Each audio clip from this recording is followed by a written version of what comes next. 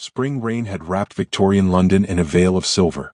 Every rooftop glistened beneath low clouds, every cobblestone reflected the blurred glow of iron street lamps, and every passing carriage scattered tiny fountains of water across the broad avenues leading toward Parliament.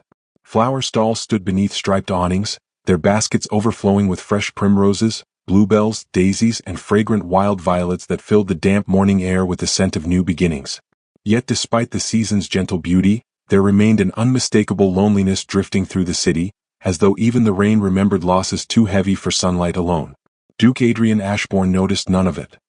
His carriage rolled slowly away from Parliament after another exhausting morning spent refusing proposals disguised as patriotic duty. Influential lords had praised stability, noble women had smiled with practiced elegance, and political allies had politely insisted that the kingdom needed its widowed duke to marry again. Every conversation ended exactly where it always did, with someone reminding him that children required a mother and estates required alliances. They spoke of titles, fortunes, and influence. No one spoke of grief. No one asked whether his children still whispered good night to the portrait of the woman they had buried 3 springs before. Across from him sat those children in thoughtful silence. 12-year-old Edmund watched raindrops race each other down the carriage window, his quiet intelligence often making him seem older than his years.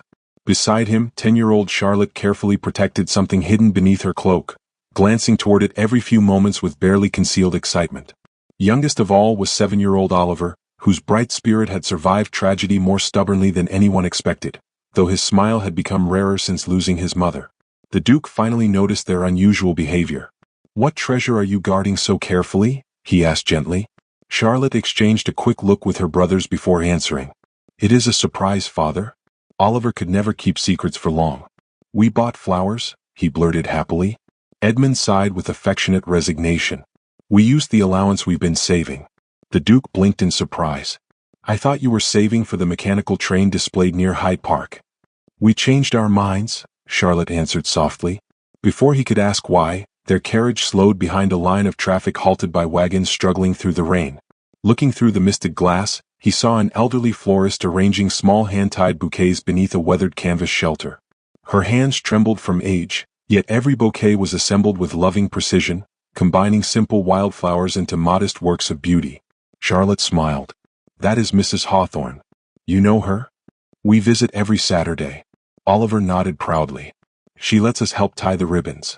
The Duke stared at them in astonishment. Neither he nor the household staff had mentioned these quiet excursions. Somehow his children had formed a friendship entirely their own. Edmund lowered his voice.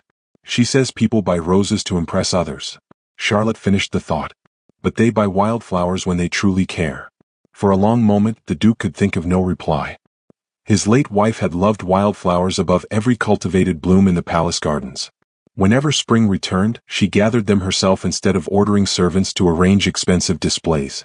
She often told the children that beauty growing freely beside the road carried more honesty than flowers forced into perfect rows behind stone walls. Oliver carefully lifted the little bouquets from beneath Charlotte's cloak. "They're for someone lonely." The Duke smiled sadly. "Do you already know who?"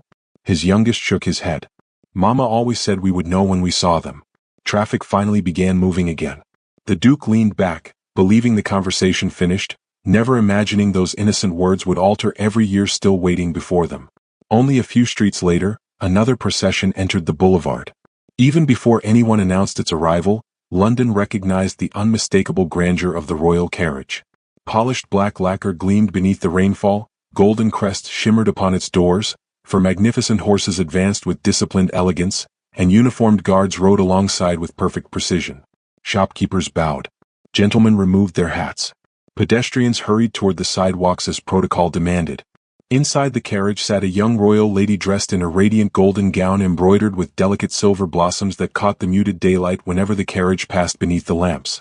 A jeweled tiara rested lightly within her chestnut hair, yet despite every symbol of privilege surrounding her, her expression carried a quiet melancholy as she studied several leather-bound reports resting upon her lap. Oliver tugged urgently at Charlotte's sleeve. "There." Charlotte followed his gaze. "So do I."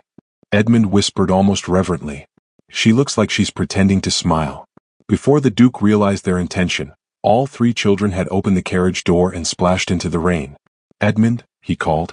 But they were already running across the wet cobblestones, each carrying one precious bouquet. The royal coachman instinctively prepared to continue past the children. Then a calm feminine voice spoke from within. Stop. Every wheel ceased turning. Every guard looked toward the carriage in confusion. Every passerby froze. The magnificent door slowly opened. The royal lady stepped gracefully into the spring rain without waiting for anyone to hold an umbrella above her. Instead of towering over the children from the carriage steps, she gathered her skirts, knelt upon the rain-damp stones until her eyes met theirs, and accepted each tiny bouquet with both gloved hands as though receiving priceless treasures. What are your names? She asked warmly. One by one they answered. She repeated every name perfectly. Then she smiled with unmistakable sincerity, a smile that reached the sadness hidden within her eyes. Several yards away, Duke Adrian stood motionless beneath the falling rain, unable to explain why the simple scene unfolding before him felt more extraordinary than every grand ceremony he had witnessed inside Parliament. As the lady continued speaking gently with his children, entirely forgetting the waiting procession behind her, he realized he was watching a royal woman who cared nothing for appearances, and somewhere far beyond the rain, inside Buckingham Palace itself, a queen waited to hear whether today's journey had finally uncovered the future duchess her kingdom desperately needed. The spring rain lingered over London long after the royal carriage disappeared beyond the mist, but its memory refused to leave Duke Adrian Ashbourne's thoughts. During the journey home, his children spoke excitedly about the graceful lady who had accepted their humble bouquets as though they were gifts fit for a queen. Oliver insisted she possessed the kindest smile he had ever seen. Charlotte admired how carefully she remembered each of their names. Edmund, usually cautious in his judgments, quietly observed that she had looked directly into people's eyes instead of over their shoulders. The Duke listened without interrupting, surprised that a meeting lasting only minutes had restored a brightness to his children that months of tutors, holidays, and expensive entertainments had failed to awaken. Far across the city, the magnificent carriage crossed the palace gates beneath fluttering royal banners. Servants hurried through marble corridors while guards saluted respectfully, believing the day's journey had been another routine inspection of charitable institutions. Only one person inside Buckingham Palace knew its true purpose. Queen Adelaide waited alone inside her private morning room. The chamber overlooked gardens where fresh rain sparkled upon white roses, yet even their beauty failed to distract the queen from the weight of responsibility resting upon her shoulders. The kingdom admired Duke Adrian as a principled statesman whose integrity could not be purchased, but his continued refusal to remarry had quietly become a concern reaching far beyond palace gossip. Advisors feared political instability. Noble families competed endlessly to secure an alliance with his respected house. Every ambitious mother imagined her daughter becoming the future Duchess of Ashbourne. The Queen desired none of those ambitions. She wanted peace for one grieving family. As the royal lady entered, the Queen dismissed every attendant before speaking. "Tell me honestly," she said. "Did today change anything?"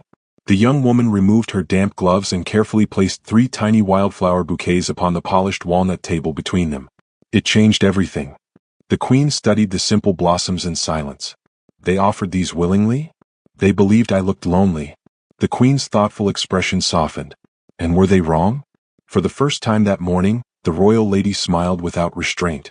"No, Your Majesty." Months earlier, the Queen had entrusted her with a mission hidden even from ministers and members of the royal household. Officially, she traveled throughout the kingdom representing the crown at ceremonies, charities, concerts, and noble gatherings. Secretly, however, she observed every unmarried lady considered worthy of marrying the widowed duke. She attended glittering balls where perfect manners concealed cold hearts. She visited elegant estates where generosity lasted only while influential guests remained present. She watched polished conversations, rehearsed acts of compassion, and carefully staged charitable donations designed to impress society rather than relieve suffering. Every report she delivered contained graceful handwriting and the same disappointing conclusion: beautiful, accomplished, well-connected, not compassionate. Again and again appearances triumphed over sincerity. The Queen never questioned her judgment.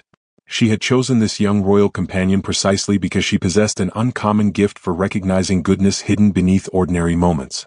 Born into an honorable but modest noble family, Lady Eleanor Fairmont had spent her childhood visiting hospitals alongside her physician father and village schools beside her mother, who believed kindness required consistency rather than applause.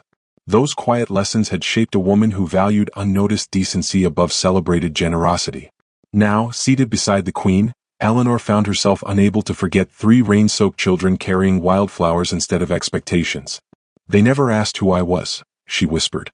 "They simply wished to brighten a stranger's day." The Queen nodded thoughtfully. And what did their father do? He watched. With suspicion? With sadness. The Queen folded her hands.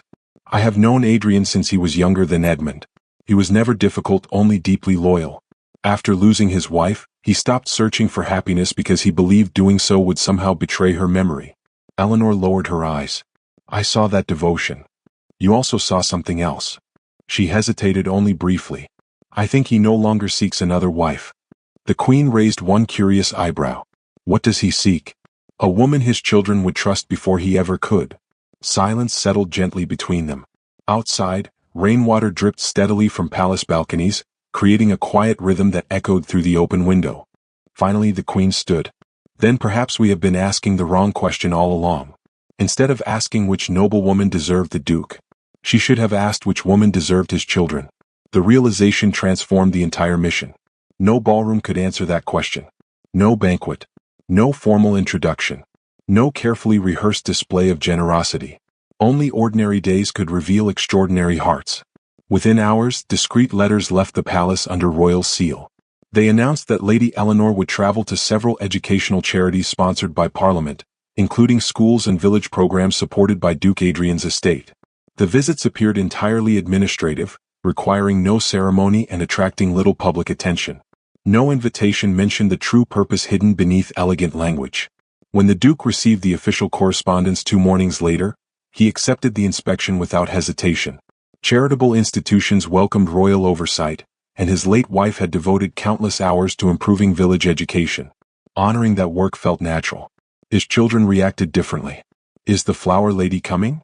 Oliver asked, nearly spilling his breakfast tea. Charlotte smiled before their father could answer. I hope she remembers us. Edmund looked thoughtfully toward the rain-washed gardens beyond the dining room windows. I think she will.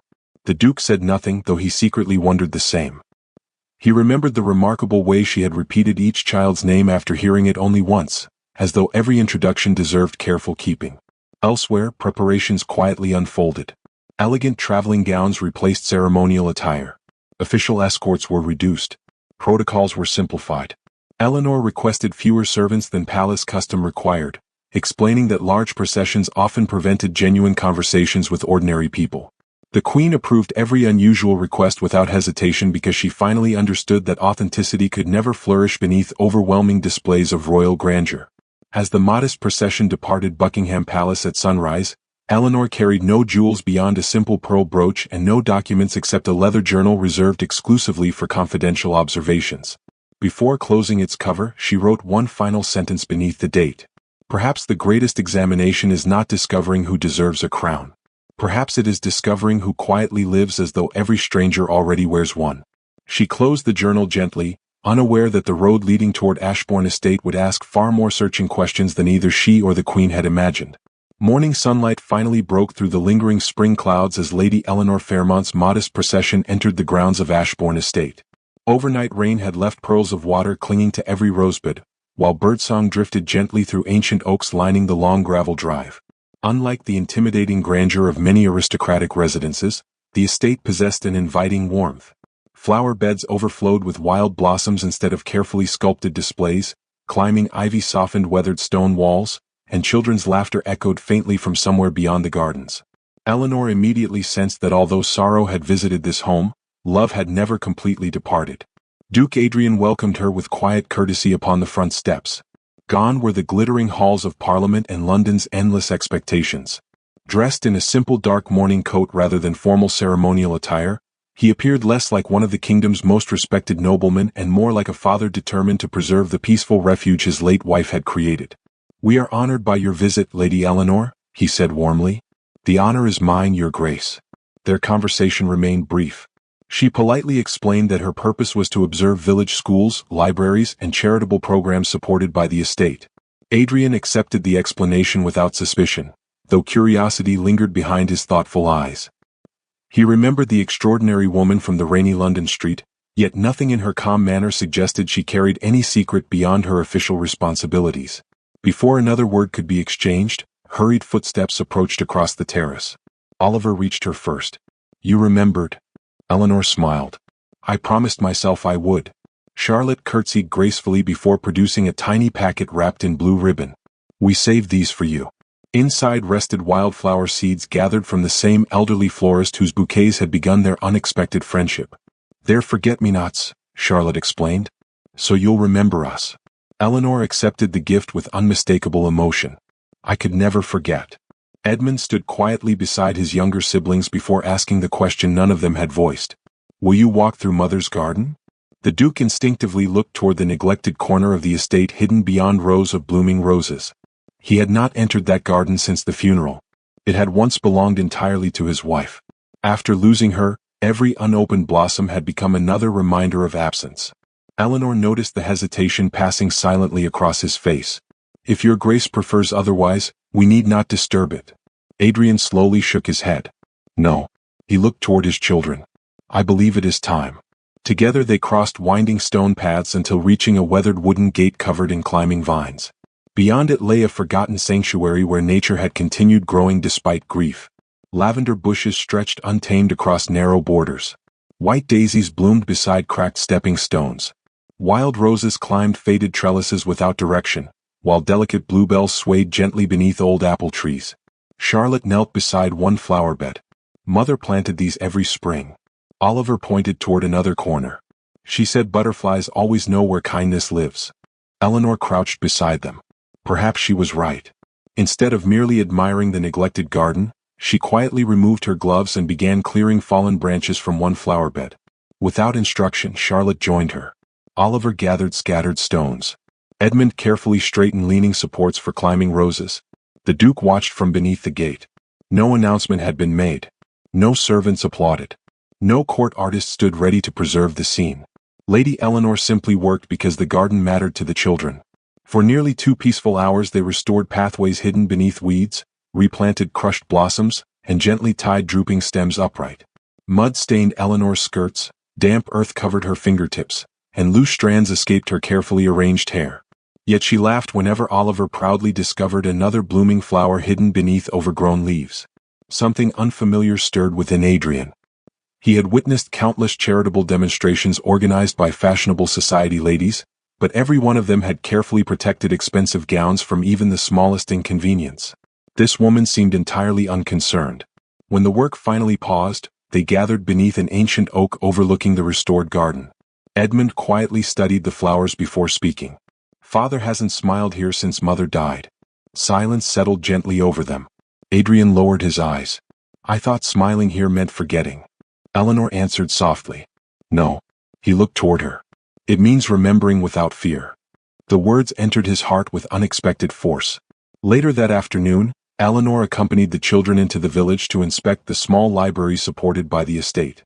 Along the way they passed elderly widows tending tiny vegetable plots, laborers repairing cottages damaged during winter storms, and children racing barefoot through damp meadows bright with buttercups. She greeted every person by stopping rather than merely waving. She listened. She asked names. She remembered stories. An aging veteran struggled to lift heavy sacks outside the mill. Without hesitation, Eleanor helped him carry them despite protests from nearby attendants. You needn't trouble yourself, my lady, the old soldier insisted. She smiled kindly. I've never believed kindness is trouble. Adrian observed quietly from several paces behind. Again, no audience surrounded her. Again, no recognition seemed expected. Near sunset, dark clouds unexpectedly gathered above the valley. A frightened carriage horse reared violently after thunder cracked across the hills. Nearby children screamed as villagers scattered away from the panicked animal. Before anyone else reacted, Eleanor stepped calmly toward the trembling horse. She spoke so softly Adrian could not hear the words. Slowly she rested one gentle hand against its neck. The terrified creature lowered its head.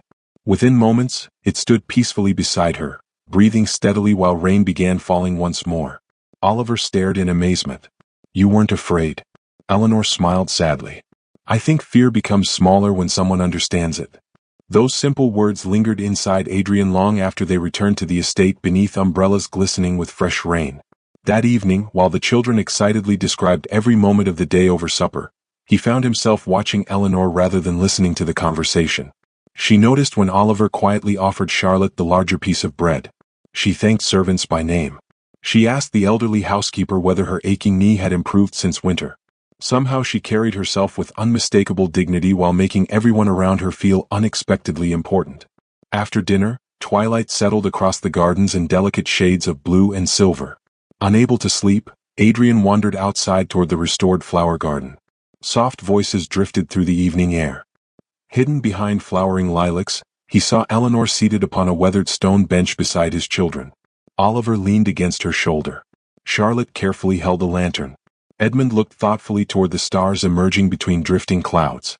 Then the youngest whispered one heartbreaking question. If Mother could see the flowers now, do you think she'd be happy? Eleanor looked toward the blooming garden before answering with quiet certainty.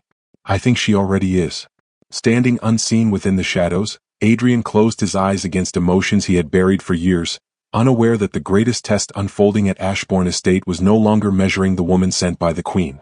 Without anyone announcing it, his own wounded heart had quietly begun answering questions it had refused to face since the day he lost the love of his life.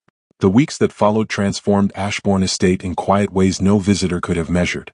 The restored garden flourished beneath gentle spring rains, children laughed more freely through the corridors, and Duke Adrian found himself lingering over breakfasts that once ended in silence. Yet beyond the peaceful hills surrounding his home, another world continued turning according to ambition instead of affection. Across London, newspapers announced that the Queen would soon reveal the woman chosen to become the future Duchess of Ashbourne. The proclamation ignited drawing rooms, ballrooms, and noble households with relentless excitement. Mothers ordered new gowns for their daughters. Jewelers worked through the night crafting glittering necklaces. Rumors multiplied faster than blossoms in spring, each claiming privileged knowledge of the Queen's intentions. Several influential ladies considered victory nearly certain. Lady Beatrice Winthrop boasted that her family's centuries of royal service guaranteed success. Lady Helena Norwood quietly reminded acquaintances that her father's political influence had become indispensable to Parliament. Lady Margaret Ellsworth arranged lavish donations to fashionable charities immediately before photographers arrived, ensuring every newspaper praised her generosity.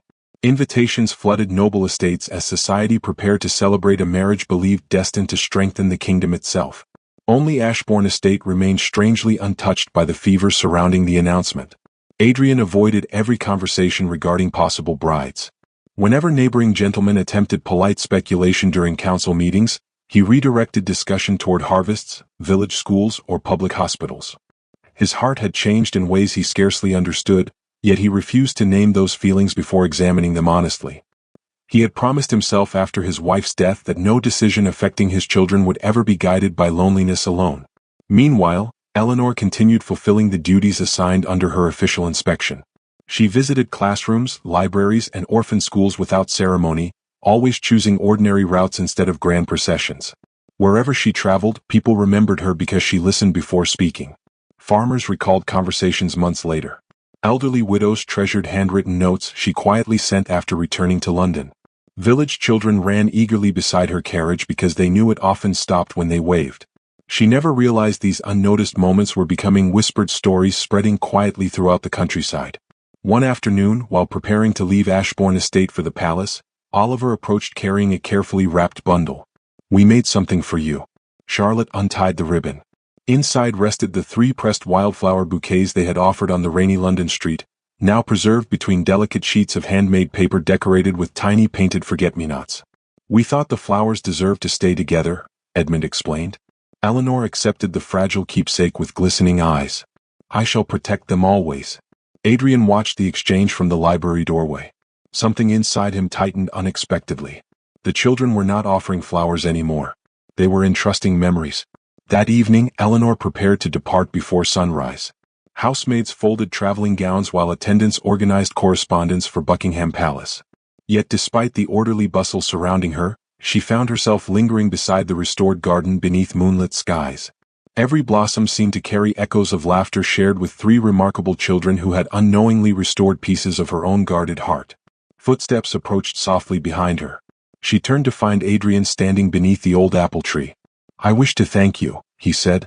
"There is no need." "There is." He looked across the garden where fresh bluebells swayed gently beneath silver moonlight. "I believed grief required preserving everything exactly as it was. You taught my children that love can continue growing." Eleanor lowered her eyes. "They taught me the same lesson." Neither spoke for several moments. The silence between them no longer felt uncertain. It felt understood. Finally Adrian asked quietly, "Will you return?" She smiled gently.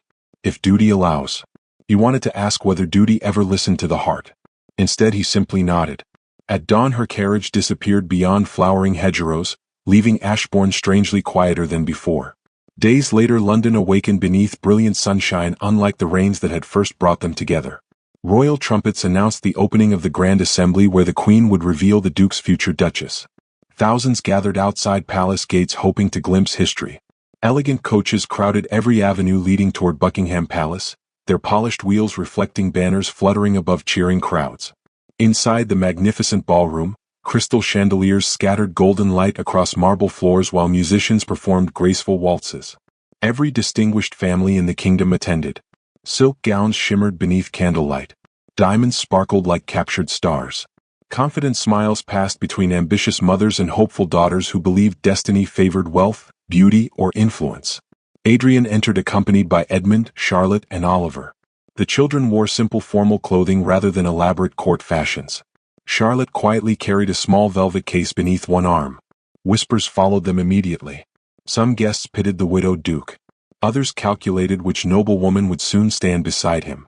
Across the ballroom Eleanor arrived wearing an elegant ivory gown embroidered with tiny silver flowers, beautiful enough to satisfy every expectation of royalty yet modest beside the extravagant jewels displayed throughout the hall. Many guests scarcely noticed her. They still believed she served merely as one of the Queen's trusted companions. The orchestra fell silent. Queen Adelaide entered with measured dignity, and every conversation ceased instantly. After welcoming the assembled court, she addressed the gathering with calm authority. For many months, she began, our kingdom has anticipated today's announcement. Smiles brightened across eager faces. We have celebrated accomplishments. Noble ladies straightened proudly. We have admired beauty. Fans fluttered gracefully. We have praised distinguished family names. Confident glances crossed the ballroom. Then the Queen paused. But none of those qualities answer the question I wish to ask. A ripple of confusion spread through the hall. She turned toward the entrance. Would the children of Ashbourne Estate please come forward? Murmurs swept the ballroom. Edmund gently guided his younger siblings toward the center of the polished floor. Charlotte opened the velvet case, revealing the 3 pressed wildflower bouquets preserved beneath crystal glass. Gasps echoed through the silent chamber. The Queen smiled warmly. Charlotte, she said softly, would you tell everyone why you kept these flowers? The little girl looked toward Eleanor before answering. Because they're the day we met the lady who stopped. Oliver stepped forward next. Everyone else kept going. Edmund lifted the preserved flowers carefully. Our mother taught us to give flowers to lonely people. His steady voice carried through the vast ballroom. She was the first person who stopped long enough to accept them. Silence settled over every noble guest. The Queen looked slowly around the magnificent hall. You believed I spent months searching for the richest lady. No one answered. You believed titles, fortunes, and appearances would decide today's announcement. Her gaze finally rested upon Eleanor. You were all mistaken. She turned toward the stunned assembly once more.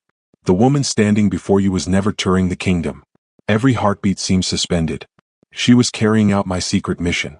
Adrian stared at Eleanor in astonishment as understanding flooded every memory they had shared, and before anyone could speak another word, the Queen raised one hand to reveal that the greatest truth had yet to be told. The Queen allowed the silence to deepen until every whispered assumption dissolved beneath its weight. Crystal chandeliers shimmered above the assembled court, yet no one seemed to breathe. Every ambitious noblewoman who had entered the ballroom believing herself moments away from triumph now stood motionless, their carefully rehearsed smiles fading into uncertainty. Queen Adelaide stepped down from the dais with unhurried grace and walked toward Charlotte, gently lifting the crystal frame containing the 3 pressed wildflower bouquets. Holding it high enough for the entire ballroom to see, she spoke with quiet authority. The first examination ended before any of you knew it had begun. She turned slowly, allowing every guest to see the fragile flowers preserved beneath the glass. These blossoms are not valuable because they are rare. They are valuable because they were offered without expectation and accepted without pride. Then she faced Eleanor. 4 months, Lady Eleanor Fairmont believed she was evaluating women worthy of becoming the Duchess of Ashbourne. She attended magnificent balls, elegant banquets, charitable galas, and noble estates. She watched kindness performed beneath chandeliers and generosity displayed before applause. Yet every report she placed upon my desk carried the same sorrowful conclusion.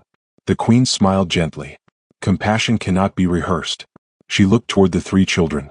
So I entrusted the final judgment to hearts incapable of deception. Murmurs rippled across the ballroom.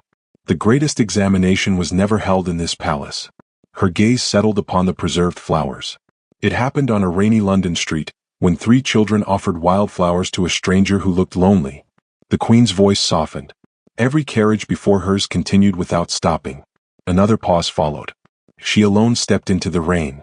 No one spoke. Even the musicians remained frozen beside their instruments. The Queen returned the crystal frame to Charlotte before addressing the court once more. That single decision revealed everything months of ceremonies could not. She then turned toward Duke Adrian. My friend, the search I began was never for the kingdom. Her eyes glistened. It was always for your children. Adrian could scarcely find his voice. Every memory unfolded with breathtaking clarity. The rainy boulevard. The forgotten garden. The village library. The frightened horse. The evening spent listening instead of speaking. Not once had Eleanor attempted to impress him. Not once had she sought favor. She had simply lived according to the quiet principles that guided her heart. Slowly, he crossed the polished marble floor until he stood before his children. He knelt first. Not before royalty. Not before the Queen. Before Edmund, Charlotte, and Oliver. Tears shimmered in his eyes as he gathered them close. I believed it was my duty to protect you. His voice trembled. But you have protected me. The children embraced him tightly. Charlotte whispered through happy tears, we only gave flowers. Adrian smiled. No. He gently touched the crystal frame. You gave your father another chance to believe that love still walks this world. The ballroom remained utterly silent as he rose and turned toward Eleanor. For a long moment neither moved. Everything that mattered had already been spoken through countless small moments neither of them had recognized as extraordinary while they were living them. Finally Adrian stepped forward. He did not offer a speech prepared by advisors. He spoke only the truth. When I lost my wife, I promised myself no woman would ever enter our lives because of duty alone. His eyes never left Eleanor's. I believed another marriage would only satisfy politics. He smiled softly. Instead, my children discovered someone who never cared whether anyone was watching. He reached gently for her hands. They trusted you long before I admitted I loved you. Emotion filled Eleanor's eyes. I never came searching for love. I know. I came searching for kindness. And somehow, Adrian replied, kindness found both of us. Before the assembled kingdom, he slowly lowered himself onto one knee. Gasps echoed through the vast hall. Not because a duke proposed, but because every person present understood that this moment had not been arranged by power. It had been earned through countless unnoticed choices. Eleanor Fairmont, Adrian said quietly, will you honor my children by becoming the mother they chose, and honor me by becoming the duchess my heart has already accepted? Tears escaped freely down her cheeks. With all my heart. The Queen smiled through her own tears. Then let it be known throughout the kingdom that the future Duchess of Ashbourne was chosen neither by wealth nor influence, but by compassion. Applause erupted with overwhelming warmth. Even many who had secretly hoped for another outcome found themselves unable to resent the decision. They had witnessed something greater than victory. They had witnessed truth. Several weeks later, the cathedral bells of London rang beneath brilliant spring skies. People expected unimaginable luxury. Instead, they found something entirely different. The long aisle stretching toward the altar contained no carpets woven with gold thread. No towering arrangements of imported orchids. Instead, thousands upon thousands of fresh wildflowers lined every step. Bluebells from quiet forests. Daisies gathered by village children. Lavender from country farms.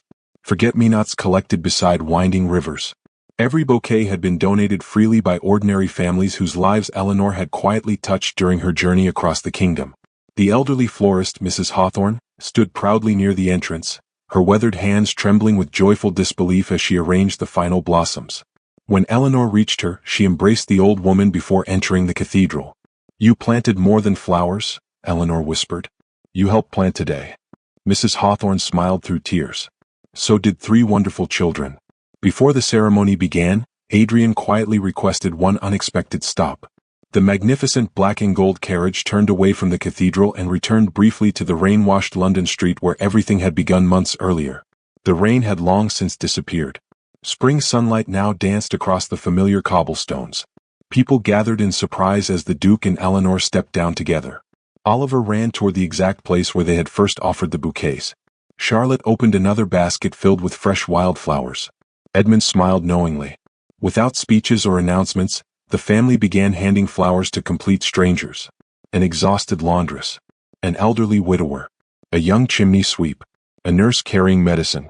No one understood why members of the royal family were giving away flowers. No explanation was offered. None was needed. By the time the cathedral ceremony finally concluded, the story had already begun spreading through London. Years passed. Ashbourne Estate became known not only for wise leadership but for open gates, flourishing gardens, and laughter echoing through every season. Eleanor loved the children without ever asking them to forget their mother, often telling them that love grows strongest when memories are cherished instead of replaced. Adrian discovered that grief no longer chained his heart because joy had learned to walk beside remembrance rather than erase it. Each spring, on the anniversary of that rainy morning, the royal family returned to the same street carrying baskets overflowing with wildflowers. Soon villages across the kingdom joined the tradition, offering blossoms to strangers, neighbors, soldiers, widows, laborers, and lonely travelers. The celebration became known simply as the Day of Flowers, reminding every generation that nobility begins not with a crown but with compassion. And whenever the old black and gold carriage appeared upon those familiar cobblestones, it always stopped, because an entire kingdom had learned that history is often changed not by grand decrees, but by one quiet act of kindness offered through 3 small bouquets and a heart willing to pause in the rain.